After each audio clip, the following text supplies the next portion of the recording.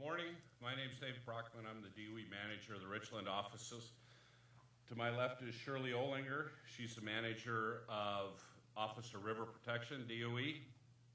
To her left is Bill Johnson, president and project manager of Washington River Protection Solutions. My immediate right is Victor Pizzuto. He's the chief operating officer of the Plateau Remediation Company, CH2M Hill Plateau Remediation Company.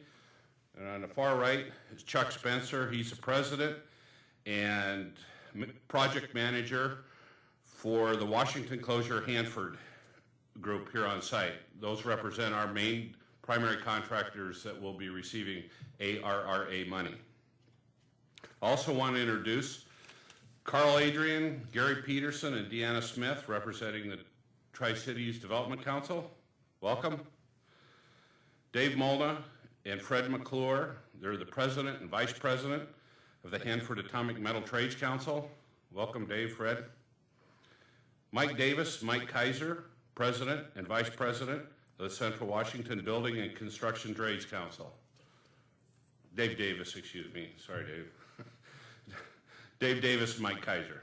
Welcome. As you heard yesterday, the Hanford site will be receiving nearly $2 million from the Recovery Act, the American Recovery and Reinvestment Act from the federal government to stimulate the economy, create and save jobs at the Hanford site. The Hanford Richland Operations Office is receiving $1.635 billion, and the Office of River Protection is receiving $326 million. We will obligate the money by the end of this fiscal year, the end of September this year, and all of the money must be spent by the end of 2011, end of fiscal year 2011, so September 2011. We've instructed our contractors, as soon as they receive the money, that they're to immediately start hiring, start projects that can be executed immediately, and get on with the work. There's an urgency to get this work started and to get people employed. The decisions of how to spend the money, the recovery money, have been made with three priorities in mind. First, job creation. Second is to reduce the active cleanup footprint of the site. And third, to reduce life cycle cost. And as we go through a little more detail this morning, you'll begin to see how some of those come forward. The additional funding is expected to save or create an additional 4,000 jobs at the site over the next 3 years.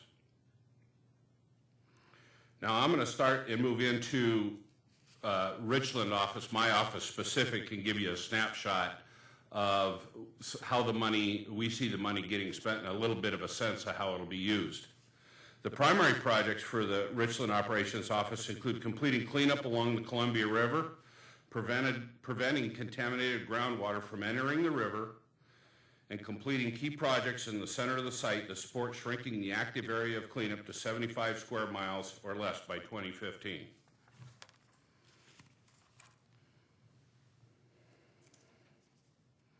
I'm going to give you a quick overview of what it means for cleanup, and I'm going to use the map here. You know, the site is 586 square miles, and we've kind of divided geographically. And I'm going to start with the river corridor. And the river corridor is represented by this entire green area. That's the river corridor. You know, the reactors are out along here, and the 300 area down here. In the river corridor, which is an area of about 210 square miles along the river running through the center site, we will be demolishing 30 facilities and cleaning up 23 waste sites in the 100K area. And that would be up in this area of the site.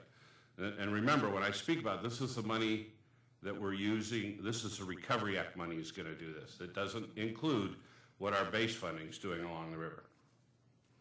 The center of the Hanford site is called the Central Plateau, and it covers about 75 square miles. That's this area up here, this whole area. And the outer zone of that is this tan. The inner zone would be the yellow, and I will talk about cleanup in each of those areas. In the outer zone of the Central Plateau, an area of about 65 square miles, we will be cleaning up about 30 square miles of land. I think there's nearly 180 waste sites there, and I think the projection is by the end of 2011, with this money, we'll have 75% of those sites cleaned up. In the inner zone, we will clean out and demolish 35 facilities, including facilities next to the U-Plant processing canyon. We will also clean out 25 buildings associated with the plutonium finishing plant, and we will, this money will allow us to have the plutonium finishing plant slab on grade by 2013, which is 3 years ahead of the current tri-party agreement milestone. And that facility is one of the highest risks to human health and environment up on the plateau. So that's going to be a huge win. Over the long haul, the work that we do with this money will save the taxpayers nearly $1 billion in life cycle costs. There's a tremendous opportunity here to create jobs, and we're going to meet it head on. So we're very excited about the jobs, and we're very excited about the additional work we can get done in the near future. And with that, I'd like to turn it over to Shirley and let her talk a little bit about what she's going to accomplish. Thank you, Dave. Well, as Dave had mentioned, the Office of River Protection and our main contractor that's going to get all of this money is the Washington River Protection Solutions Company that manages the tank operating contract.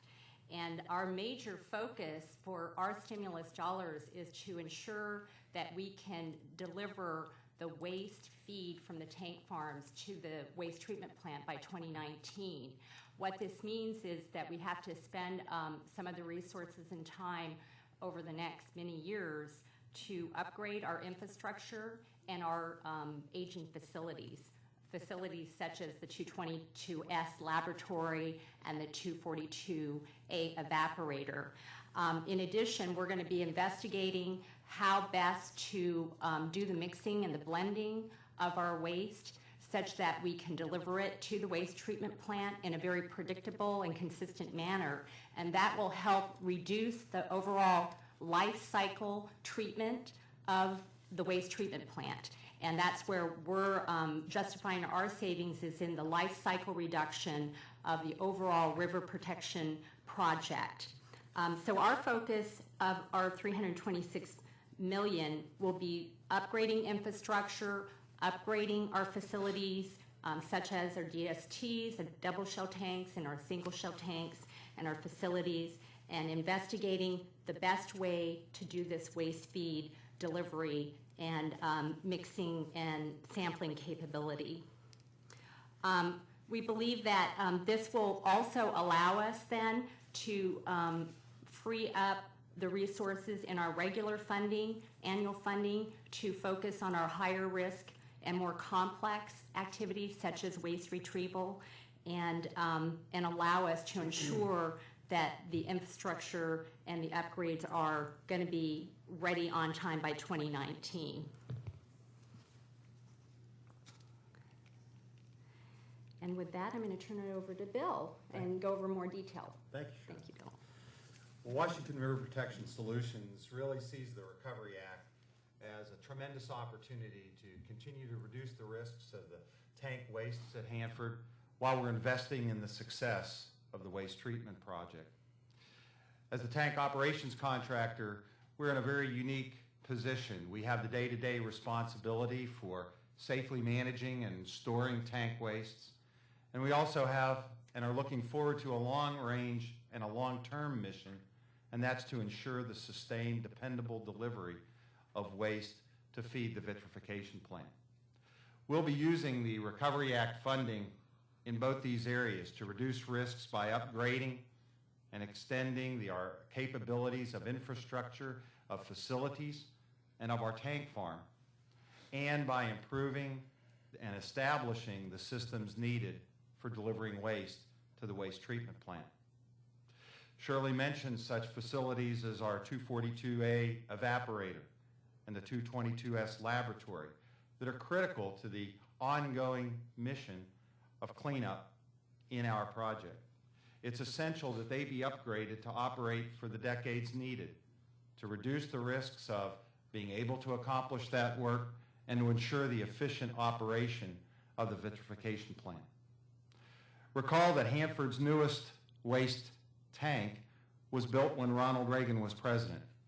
Yet those tanks are vital, and the systems that serve them are essential to being able to sustainably deliver the waste feed for disposition through vitrification. Upgrading that tank farm infrastructure and monitoring the integrity of those systems will help not only provide for the disposition of that waste earlier and with more reliability, but it will also help keep our public, our workers, and the environment safe as we prepare those tanks to feed waste to the vitrification facility. We'll be working on the systems that will feed waste to the vitrification plant, from upgrading the cross-site transfer line that brings waste across the various areas of the site to the vit plant, to enhancing the secondary waste treatment associated with that overall process. While we do so, it's vital, and we hold very foremost the responsibility that we have to be accountable and transparent with the public in the use of those funds.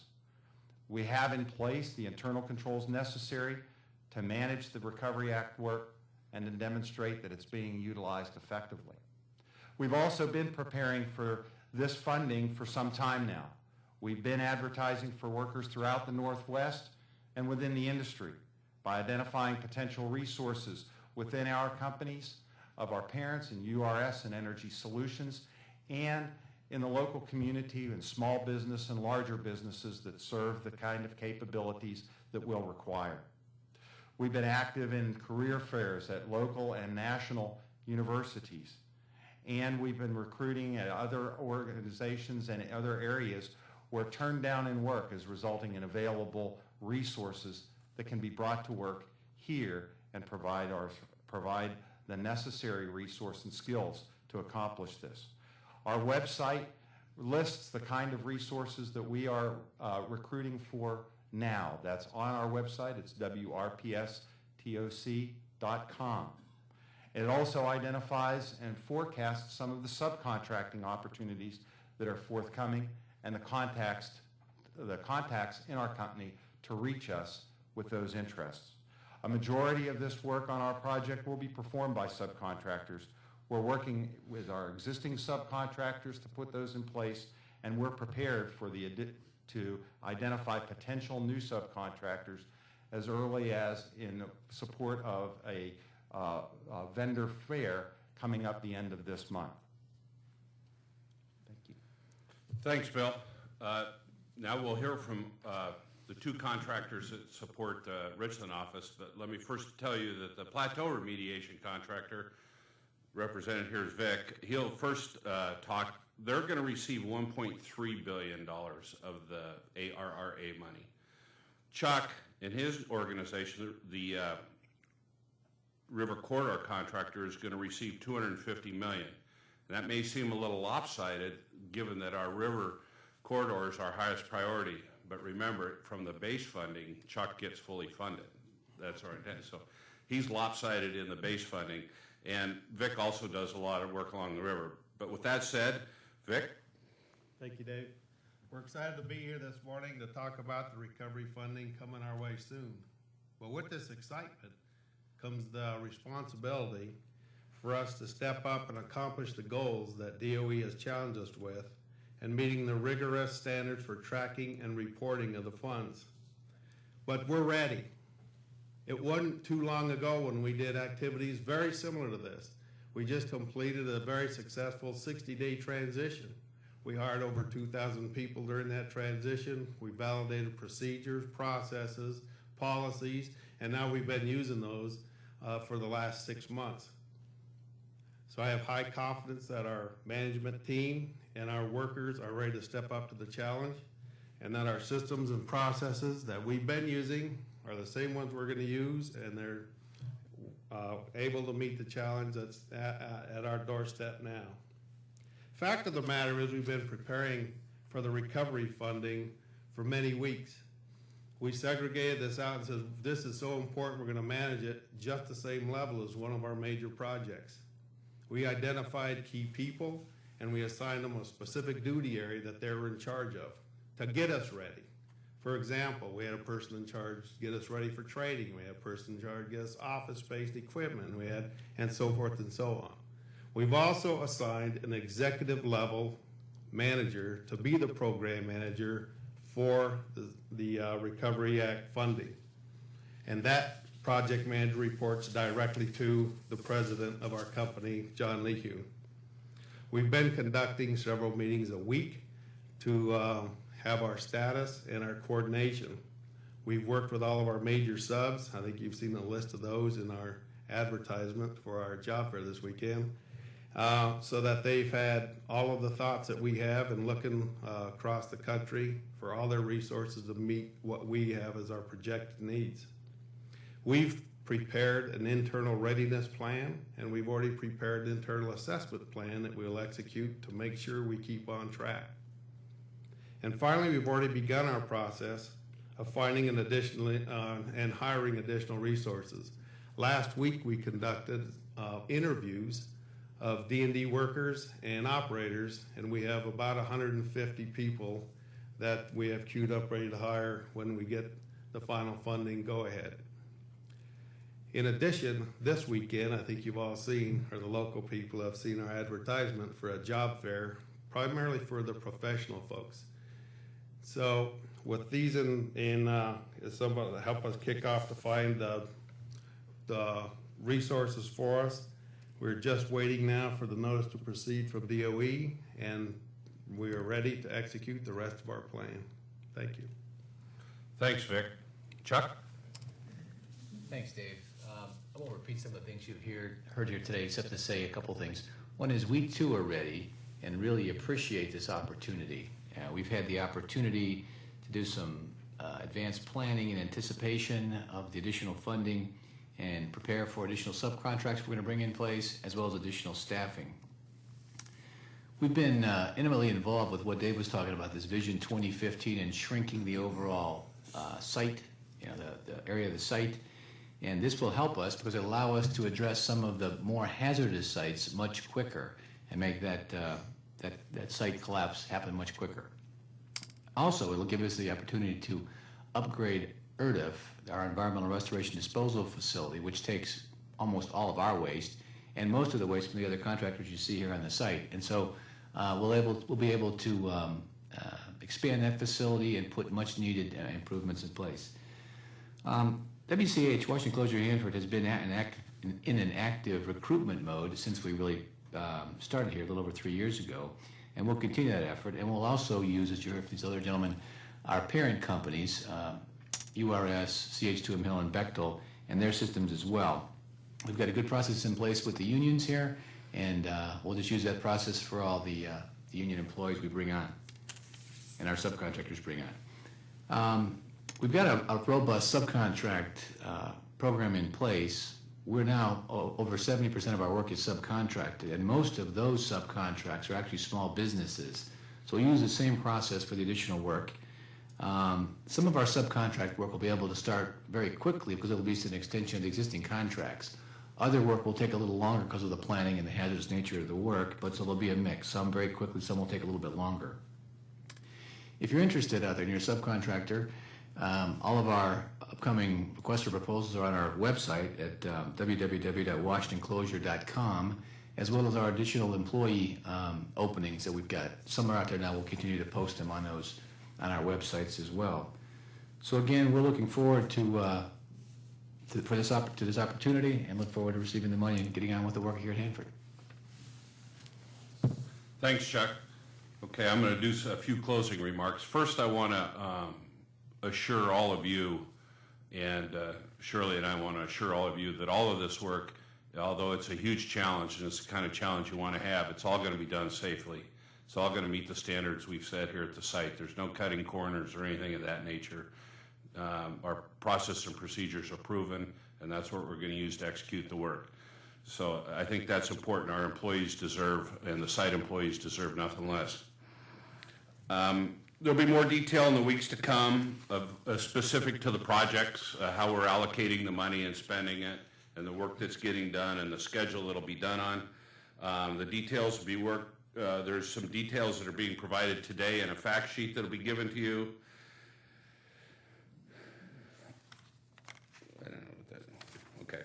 Our communications folks will be getting together with you and talk about how we're going to share information as we report back to the government on how this additional funding is being spent. Overall, this is really a tremendous opportunity, and we look forward to the challenge. And with that, we'll take your questions. From the contractors, how many people each of them, new people each of them expect to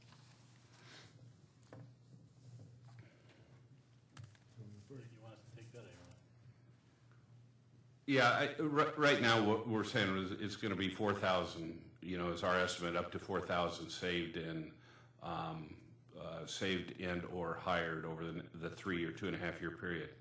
I'm comfortable if my folks, they want to just give you an estimate of what they see happening in the very short term here. That'd be great. Okay. Yeah. Dave talked about jobs saved.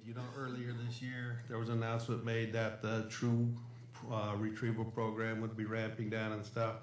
And that affected RAP a little bit, affected a little bit of T-Plant, and of course the project management. So with the funding, that's going to stay on course and in fact ramp up a little bit instead of ramp down. So that's about 315 jobs right there. From our interviews last week, we expect to hire 150 of the D&D and operators. This week, we don't know what the response will be, but we're looking for another 150 to 200 salary people. And then we're also going to recall about 44 operators. So I think if the math's there, I'm up to around 650 jobs in the next 6 weeks or so. After that, it's going to depend on how much money gets allocated to us and we still have a lot of negotiations to do with other work that DOE wants to do. But we know right now what we're going to do with those people and can assign that work. I can write that down, 650. I think is that what it was? I would do I think that's what you 3. He's committed to it now. Yeah. About right? Yeah. And there's Close. And that, about in there, as we can tell, it'd be about 150. We're leveraged highly with subcontracts, so it's about 150 employees, we think. Now, our contract, keep in mind, as I think you know, is going up in total funding from about 250 now up to over 400 million. And so that, in addition to this, so those will be addition to these. These are just stimulus, additional hires. And those are through subcontractors or directly to Washington Close? It's both. And we'd expect in the near term, we're going to be hiring a mix of both professional, salaried, as well as union or represented labor to execute these projects. In total, in the near term, we're looking at somewhere between 100 to 150 in the near term. And we are well on our way in identifying the responses that we've gotten to date from our activities, a good pool of personnel that we know that we're going to be able to draw from to be able to do so. Yes. You said the money had to be spent by the end of 2011. Now, when that time comes, is there going to be massive layoffs because the money's going to be gone from all the stimulus money? That depends on what our budgets are for 2010, 2011, 2012. How that all balances out. For our scope, we don't expect a lot of layoffs because we're trying to build the capability to both feed the waste treatment plant and eventually turn it over to the operational contractor. So for Bill, the people he's looking at, especially on the professional end, it will be to sustain that next generation of workers for operations. On the labor side, we're going to continue even after 2011 all the way up to 2019 and past to continue to maintain the life extension capability of our infrastructure. That's an ongoing thing all the way until treatment's done. As far as 4,000 workers coming in, have you guys thought about, will you pay relocation? Have you thought of, housing, building? I mean, that's a lot of people coming into the Tri-Cities, and I know that a lot of the builders here stop living. Have you thought about that? Sure, we've given a lot of thought to that, but not only in terms of how the workers get here, but ensuring that they have all the resources that they need to be productive when they get here on the job. That runs all the way from our IT systems, our office systems, our support systems to enable them to be effective. And that's been part of our planning process, to identify those areas on site, establishing those capabilities off site for bringing those in, and packaging the work to our subcontractors that can be performed as well. We will be using our standard policies for bringing workers to the site and hiring those as part of the Recovery Act, as we do for everything else. So it's a very consistent set of policies for bringing workers to the site.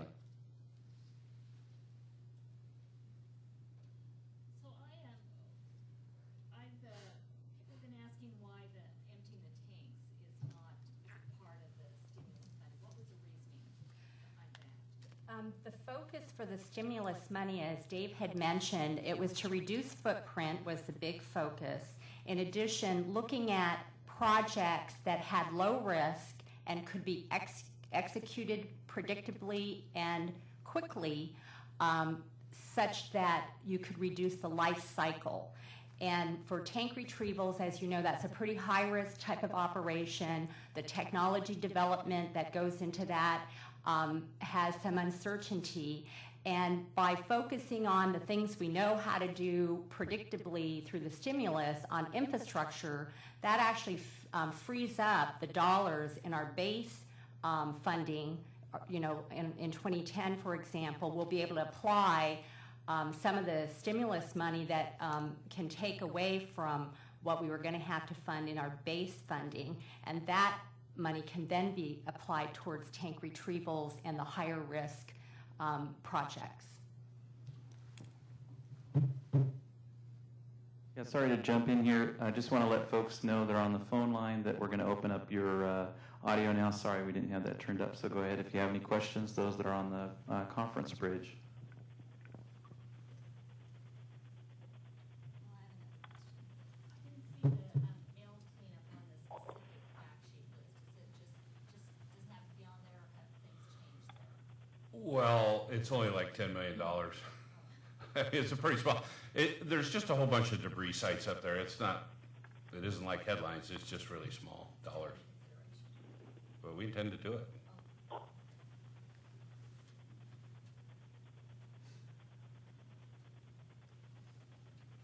what were the 250 workers who were close to layoffs that you talked about, Dave, before the stimulus money? So are you talking about the true workers? Yeah, there's a combination of workers.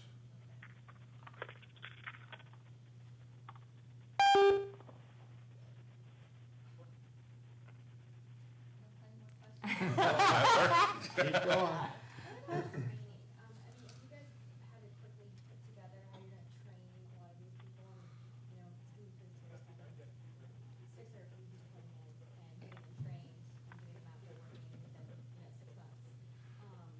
Right. Have you had? The training hasn't changed. What we've done is tried to streamline it a little bit. And we've been working with Hammer, who's gonna be doing a lot of the training, the Hammer facility here. And so we've already got pre-assigned blocks of people who are gonna need to go through the same kind of training. Some of the classes to help expedite the training we've taken from teacher delivery to computer-based training so that people can do it as fill-in time in between other classes. But the fundamental training that everybody needs to go through, whether it's operator training or D&D training and so forth, that's all going to be delivered the same as it always has been. It's just going to be a much bigger push to go through. And for us, from a subcontract, we're leveraged highly in subcontracts. Yeah. We're using our existing process, and so we just have more oversight on the newer subcontractors coming in, and we've looked at it. I think all three companies have done a review, Right. readiness review, to take a look at everything, or how we're going to manage the new subcontractors, new employees, and training and all those things.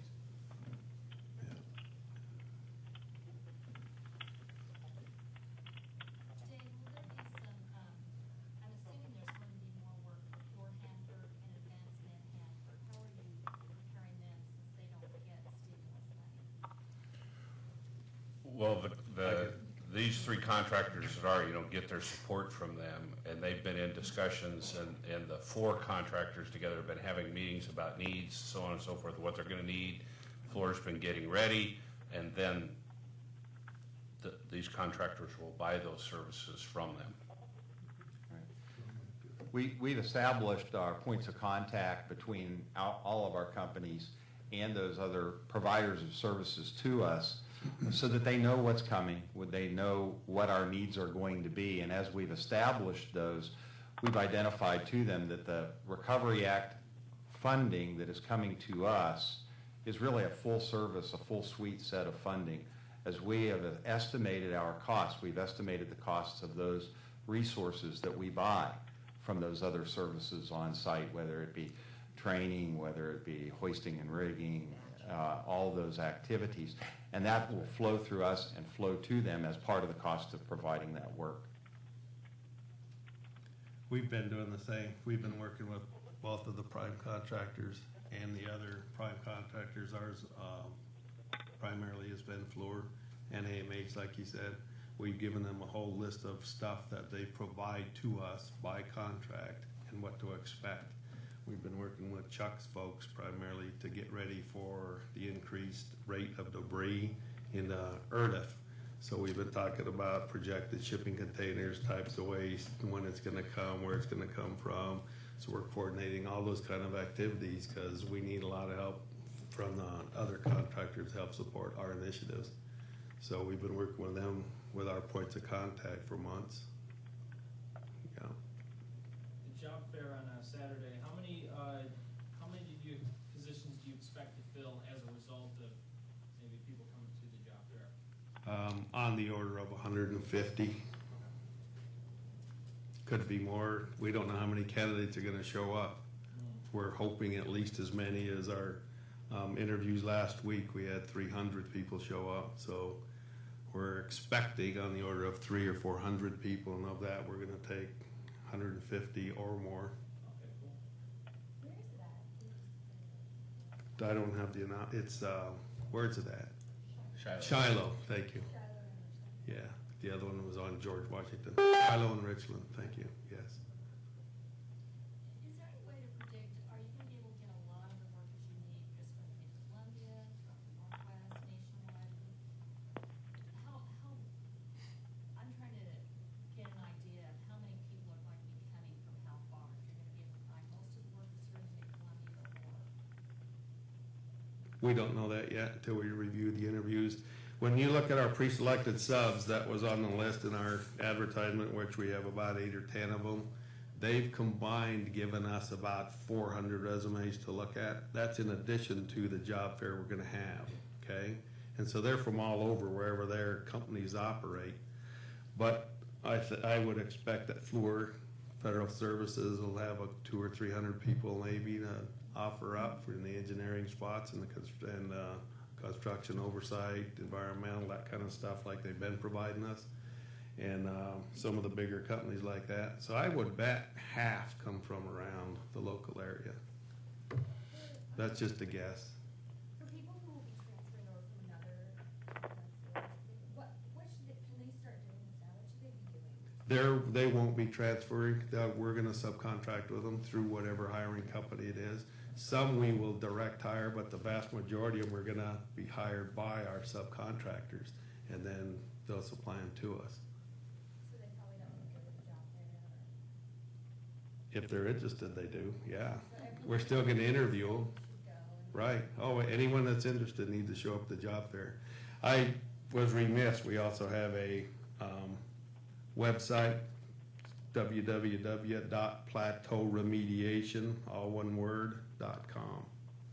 So all these jobs will be posted on the website as well. So what workers are you anticipating are gonna be the toughest to find?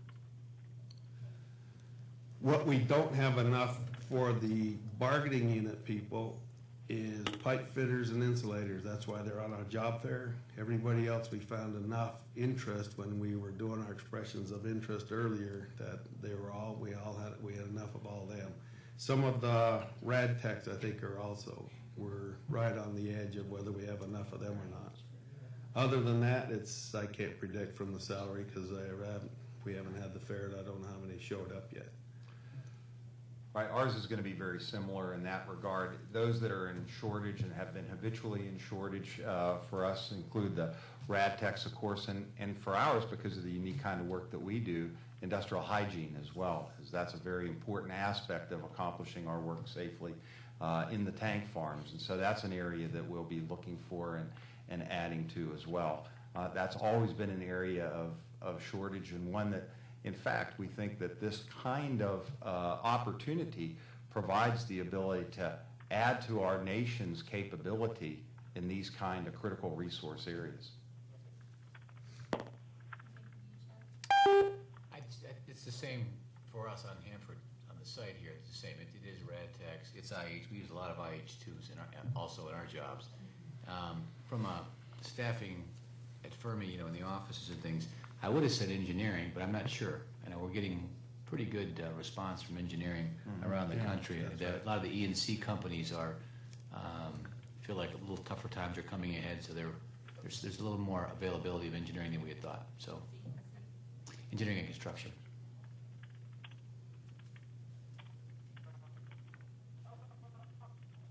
And our red tax, is that a bargaining unit or? Yes. Yes.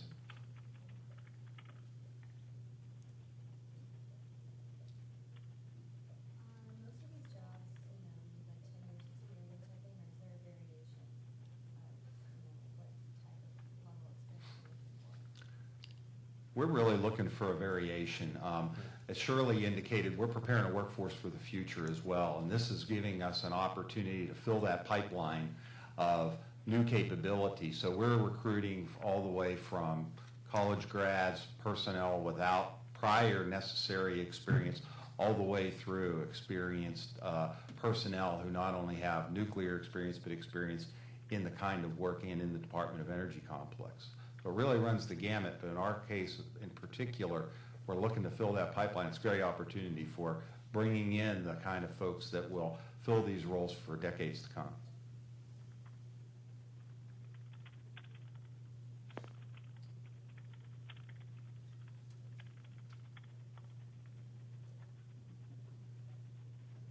So think how many employees does CH2 Hill have now, and what's the? We have a roughly 2,200 people, and our present budget is 522 million.